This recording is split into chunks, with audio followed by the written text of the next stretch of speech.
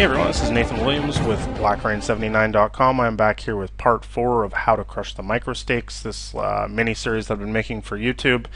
As I mentioned in the previous parts, if you haven't watched parts 1, 2, or 3, I would suggest watching those before watching this one.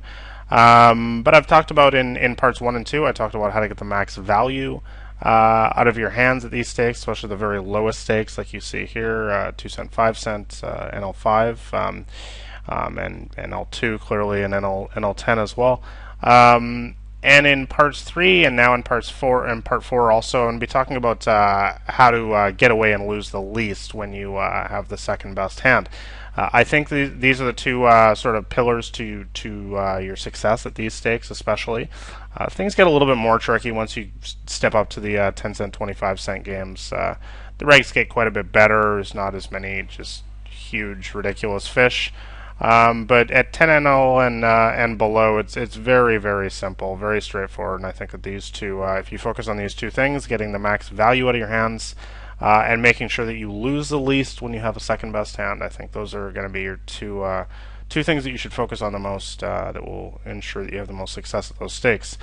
So getting into it here, I just picked a bunch of hands this time from NL5. Full ring, they were played in the last year or two. Masking all player names, of course. Once again, there's no reason to have those on there. I'm just going to go over my HUD real quick, just for anybody who hasn't seen my videos. I'll use villain 47 here. 2K is the number of hands, 16 is the VPIP, or the amount of hands that he voluntarily plays. 8 is the preflop raise, 3 is the aggression factor. Second row you got fold to steal, fold to 3-bet, and 3-bet. On the third row, you've got how often he folds to a C-bet on the flop, turn, and river. Sorry, and on the last row, you have his C-bet on the flop, turn, and river. Once again, these stats are. This is Poker Tracker 4 that I'm using. This is a custom HUD that I've set up, which you can download on my website. I'll put a link to that below this video. So moving on here, so I've got pocket kings here in sort of early position for full ring under the gun plus 2 here. But you know, obviously this hand is a raise from any position. As I've talked about in previous videos, it's always good to just sort of know what the stacks are and also look around the table to see you know, who we're here for. As I always talk about, of course, the whole reason we play this game is for the bad players. If there's no bad players at your table, you shouldn't be sitting at that table. As you can see, there's a couple bad players at this table. Villain 42 is definitely a borderline whale almost at a 39.4. And Villain 44 is the classic SLP or semi-loose passive. We can just going around the table, we can see that most of the regs are pretty bad. Probably Villain 41 looks like a pretty good reg. But every other reg is pretty bad, and I'm not going to go into the reasons why in this video because I don't want this to be an hour long. Anyways, let's move on. And also stack sizes is another thing to always look at. You can see that I'm mega deep here, and the huge fish, who unfortunately actually folded, is hugely deep as well. We do get called by the SLP, and you know, to note, he started with 380, so not quite a full stack, about 75 big blinds, something like that. Changes the complexion of the hand a little bit.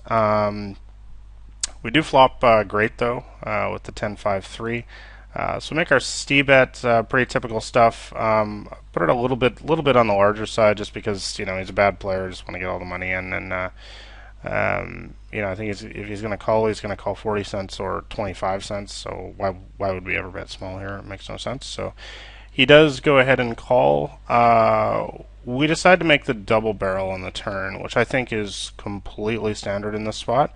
There's no reason why you should ever check in this spot. And he decides to go all in. So, you know, what are our options here? Well, I think the first thing you need to look at is you need to ask yourself, why would this player make this decision? So we've already talked about the stats. We have 465 hands on this guy, so we don't have a sample size issue. We can see that his aggression factor is 2. That is generally a pretty passive player. I mean, he's an SLP, semi-loose passive. This is an extremely strong play, which generally indicates a big hand from any player at the micros, and especially an extremely passive player like this. Even though it is very difficult to understand what he could have here, if I had to guess, it would probably be the ace-4 or something. That's the type of hand that a lot of bad players will typically show up with here, because not much else makes sense, really.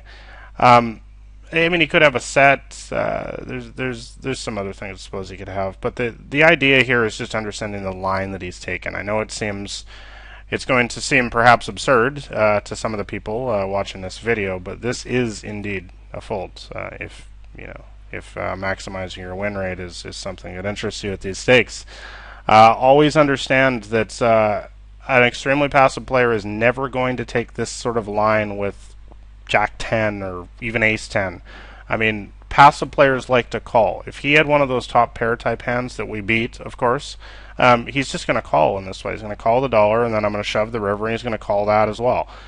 He's not going to raise here. When a passive player chooses to take an extremely aggressive approach like this by raising, that means that he has you beat in this spot. Let's move on to the next hand here. I have pocket tens in this spot.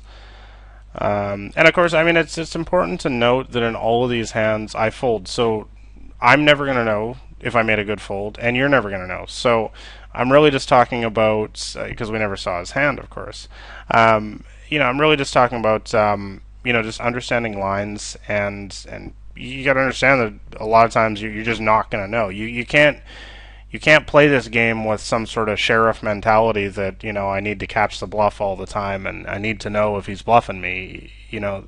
That's the whole point of these videos, is that we get away and lose the least, because we know that most of the time they're actually not bluffing when a passive player does something like raise or double barrel on the turn.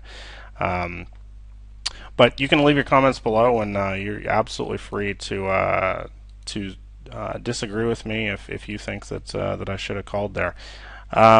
Anyways, moving on here to pocket tens. So once again, let's look at the stack sizes here. We got again these 75 big blind kind of stacks, kind of weird, kind of laggy type players in this hand here. It's kind of hard to categorize these types of players. So what happened here again? Sorry, I kind of screwed up the action. So okay, so I posted the small blind. I'm sorry, I'm getting kind of lost into what happened here. So it looks like this guy raised, right? Yeah, he open raises. There's a call. Oh, I 3-bet. Sorry. I'm filming these extremely early in the morning. I probably should have had some coffee or something. Probably sound like a zombie or something here, but hopefully I make sense. Okay, so I 3-bet out of the small blind. Sorry, guys. And the 26-22 calls. We got 88 hands on this guy. His folded 3-bet is 0 so far.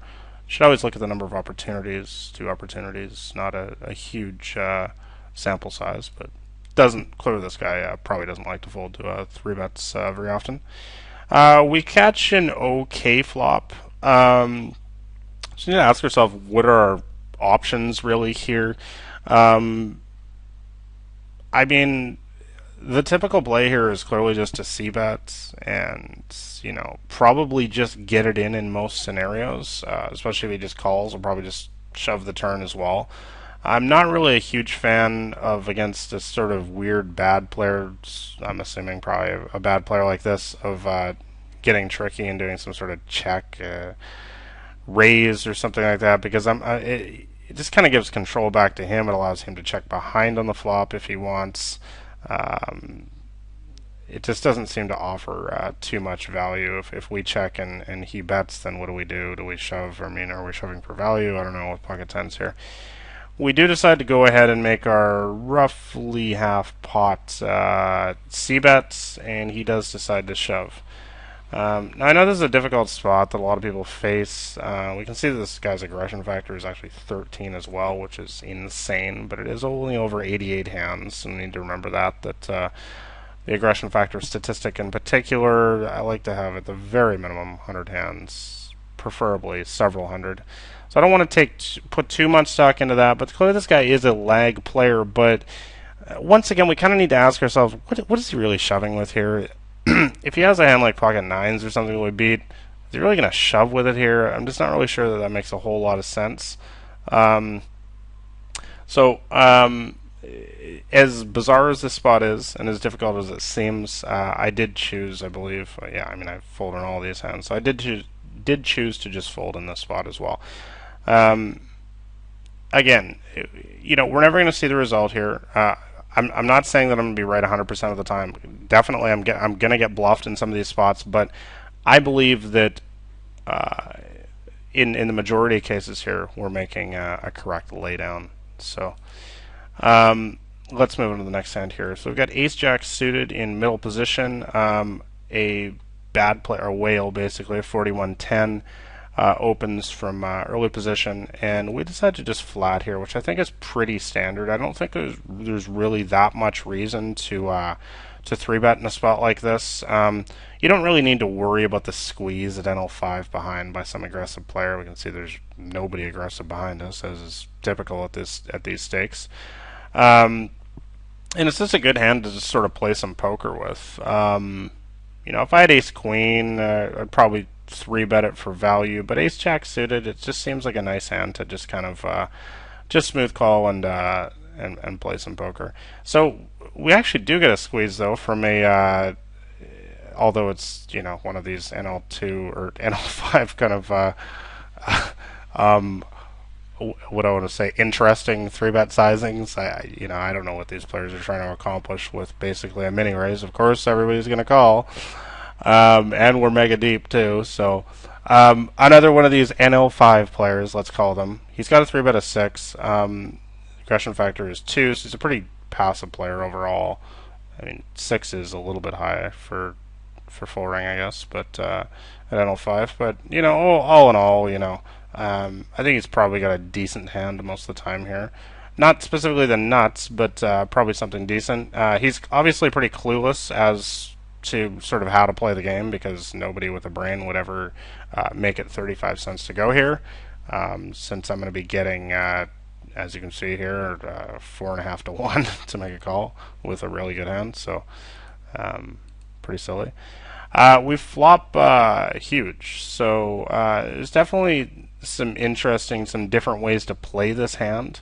We do decide to just check here. I think that, a donk, I think I had actually reviewed this hand slightly before. I think given normal stack sizes here, it's something that I've talked about in all videos. Always look at the stack size first. So versus villain 59 here, we are extremely deep. Okay, I actually cover them, but we're both well over 200 big blinds. So that does change the complexion of the hand. We do have a massive draw here, but you need to ask yourself, do I really want to ship it all in versus this guy? I know he's a 3-bet of 6, so he's not on just an aces, kings, ace-king type range here. He can definitely have a bunch of other hands, including ace, queen, jacks, 10s, 9s. And, that's what I'm getting to. It's kind of, look at the board here and understand that there's 3 sets that are probably in his range. I'm not saying he has one of them. But it's definitely possible. Versus a hand like Ace-King, which is, again, going to represent a large portion of his range. I actually should have got I would have liked to do a poker stove on that, but just sort of roughly guessing here, I mean, we've kind of got the gut shot. I mean, we've kind of got what appears to be a 12 outer or something against that hand. So we're going to be a small underdog versus Ace-King. So basically what I'm saying here is you need to ask yourself, do you really want to get 200 big blinds in the middle here? So if we took an approach where we like donk bet here, he raises and we shove or something, are we really happy getting in? I know we have a huge draw, but if we get called by a set, we're in pretty bad shape. We're about 30% or something versus a set. Although if the stacks were 100 big blinds deep, though, I might consider taking that line, especially against somebody like this who, I think he can perhaps have some hands that he won't call with. He can have some ace queens and some stuff in his range here as well, perhaps. Anyways, he does go ahead and make the C bet here. So we decide to just call instead of raising. So yeah, I mean, we also have the option here of raising, but once again, that creates a very large pot, And I'm just more sort of inclined at these stakes, especially against these really bad players, to just pot control more and just get the money in when I have it. I don't need to gamble against these bad players, basically. I just went through a lot of the different hands that he can have. I mean, even aces, of course, is going to be a small favorite. It's hard for him to have aces because we have an ace in our hand, but it's a possible hand. Um, will he call with queens? I don't know. Will he call with jacks? I don't know. But the facts are, I mean, it wouldn't surprise me. These players are just huge calling stations at these stakes. Um, so what I'm saying is we don't have to play a $20 pot here just because we flopped a 12 out draw. Whereas at higher stakes that might be more standard given the wider ranges.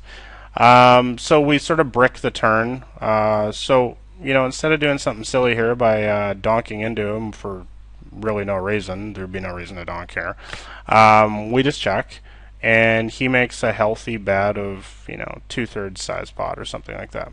So it's important here to understand that this should be a fold. Just from a mathematical perspective, we can see above that we're getting 2.5 to 1 on the call here, our pot odds essentially. And we need to realize at this point that we're with one card to come. I mean, our flush draw is a 5 to 1, but we've got a couple gut shot outs, so maybe we're like a 4.5 to 1 dog. Well, if you know anything about pot odds versus hand odds, that doesn't add up. So, again, just in a straight mathematical point of view here, this is a fold. We don't want to be chasing hands like this, especially out of position. Maybe there could be, with a big draw like this, there could be a justification if we were in position, because there's a decent chance that we can get perhaps all the money in on the river, or get a large bet out of him on the river. But out of position, it's going to be a lot more difficult. So just straight math here indicates a fold, and the fact that we're out of position making it harder to extract value. This should definitely be a fold. Move on to the next hand here. So we've got pocket tens in the small blind this time. There's a raised from a bad reg, one of these sort of tight passive. You can see the stats there. He has a full stack. We decide to 3-bet here, which I think is fine in this spot. I think you could call as well. It's kind of a tricky spot with the tens in the small blind here versus a middle position, sort of tightish bad reg, but we do choose to just make the 3-bet this time. As are basically all people that play in L5 don't fold 3-bets, so it's not. I mean, you can see here 33% fold 3-bet. This is not surprising. We get called at all, of course. We don't flop very well, but it's definitely a good board for our perceived range, so we decide to go ahead and just make a c-bet. Once again here, you can see that I'm using a lot of different sizings here. If you've read my book, Crushing the Micro Stakes, you know that I do, my first book, I should say, you know that I constantly talk about how it's okay at these stakes to use different bet sizings because they're not paying any attention. So I definitely do use the smaller bet sizes when I'm in a spot like this where I'm not really looking to get action, where I'm more looking to get a fold. Whereas before, for instance, in the first hand, you saw that I bet like 80% of pot when we had kings on the 10 high board in the first hand, because that's clearly a spot where I do want to get action. I don't expect any players at these limits to be sophisticated enough to be actually paying any attention to my bet sizes. I mean, just looking around the table, you can see that there's basically nobody good at the table at all. So I think it's probably a fair assumption. So we make our c-bet here, and we do get called. So what do we do on the turn here? Well, I mean, his fold to c-bet so far is 25% over 4 opportunities, but we need to realize also that this is a 3-bet pot, and I would expect him to be a little bit more inclined to fold perhaps on a 3-bet pot. So I think that probably betting here again is probably a mistake. I think that even if he called light on the turn, I think if we check here, it'll probably go check. We do check. When he decides to make a bet, even though it's an NL5 silly bet, of course, but it's still something reasonably significant at about 40% of the pot or something like that. I don't think that an incredibly passive player like this, aggression factor of 1, is ever going to make a bet here without an ace or a queen in his hand. If he called the flop again, it's always just put yourself in his shoes. An incredibly passive player, say he called the flop here with pocket nines. Is there any reason that he's going to bet here on the turn? I don't think so. A passive player is going to do something like that. So we do decide to just fold. So I'm going to wrap it up with that. I hope you guys enjoyed this video series. I'm going to move on to some other topics in the coming weeks. But let me know in the comments below what you guys think, anything you want to see. I'm going to try to make a lot more videos for YouTube, so make sure you subscribe to this channel. I'm not going to go years without making videos anymore. I'm going to try to get these lots of good instructional videos out for you guys in the future. Also, check out my website below. You can see the link. It's blackrain79.com. If you want to stay in touch on there, blogging a lot more often on there as well. Putting out articles usually every week or so. You can hop on my newsletter. There is a great way to stay informed of all my newest articles, as well as some exclusive stuff that I definitely post on the newsletter itself from time to time as well, that I don't post on the blog and I don't post on YouTube. So head on over to blackrain79.com and subscribe to my YouTube channel, because I'll have lots more stuff coming here. Thanks for watching, guys. I hope you guys enjoyed these videos, and I'll see you next time.